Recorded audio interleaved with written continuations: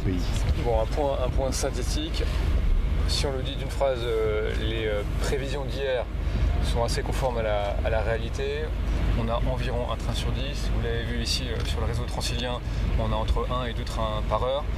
Évidemment, un tout petit peu plus en heure de pointe, mais les pointes ont été quand même relativement modestes aujourd'hui, puisque vous voyez que dans la gare, on a peu de monde.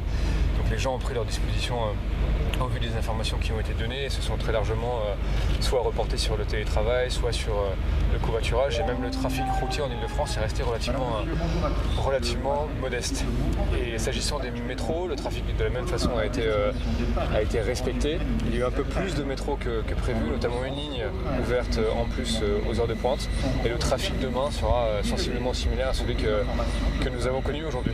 Voilà en synthèse. La mobilisation visiblement dans la rue est importante, plusieurs centaines de milliers de manifestants. Est-ce que ça change quelque chose dans la stratégie du gouvernement ?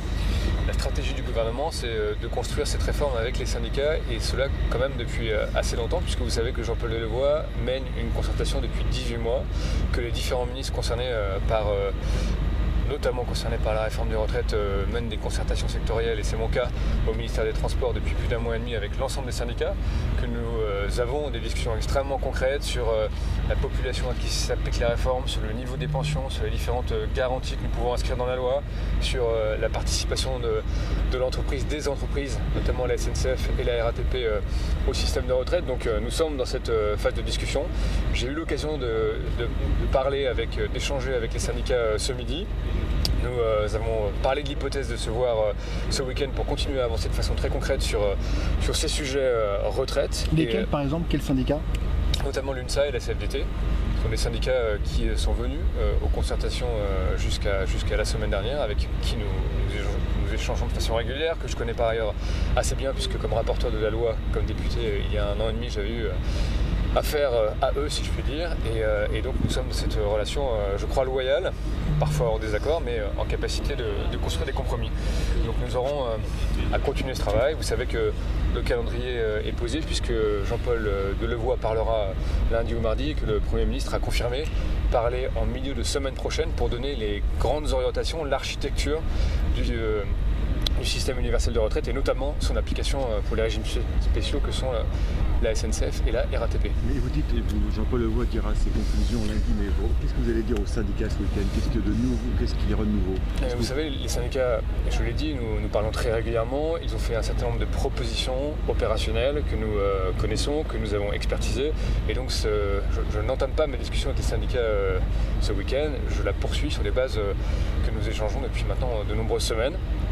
Et nous avons différents piliers de discussion, un pilier autour de la dégénération concernée par le système universel, un pilier autour des grandes garanties à inscrire dans la loi pour s'assurer que les niveaux de pension soient bien maintenus, et puis des discussions de manière beaucoup plus générale sur les garanties qu'offrent et qui sont déjà d'ailleurs inscrites dans le rapport de Delevoye pour la plupart, notamment en termes d'indexation, c'est un peu technique, mais sur les salaires ou encore sur l'inflation.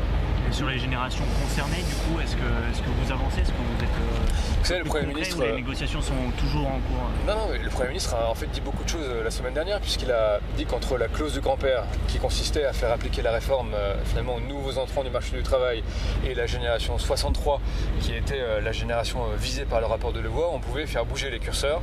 Et il y a plusieurs façons de voir la chose. J'ai eu l'occasion de m'exprimer, soit on raisonne en termes de génération, et avant vous n'êtes pas concerné, après vous êtes concerné, soit on raisonne en quelque sorte en distance à la retraite, c'est-à-dire de considérer que les gens qui sont à 5 ans, à 6 ans, à 7 ans sont ou non concernés par la réforme des retraites, en tout cas sa convergence dans le régime universel.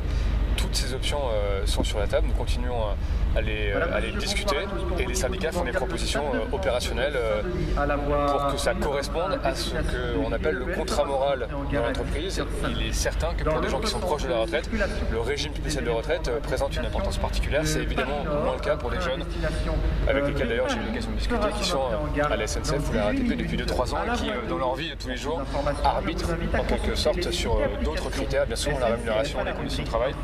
Parce que je le rappelle, les discussions que j'ai pu avoir au sein des différentes entreprises je souhaite quand même le dire, m'ont confirmé que certes la retraite était un sujet important, mais qu'au cœur des préoccupations des agents de la SNCF et de la RATP, il y a aussi bien sûr les conditions de travail, la rémunération, le fait de pouvoir se projeter dans un avenir dans des métiers qui sont en pleine transformation. Vous savez que le contact au client aussi a changé, qu'on est depuis maintenant 3-4 ans dans des conditions de sécurité, de risque terrorisme qui sont importants. Donc tout ça, tous ces sujets sont évidemment très importants et c'est sur l'ensemble des sujets qu'en tant que responsable du secteur des transports pour le gouvernement, je discute avec les uns et les autres. Un mot juste sur les violences en marche de la manifestation.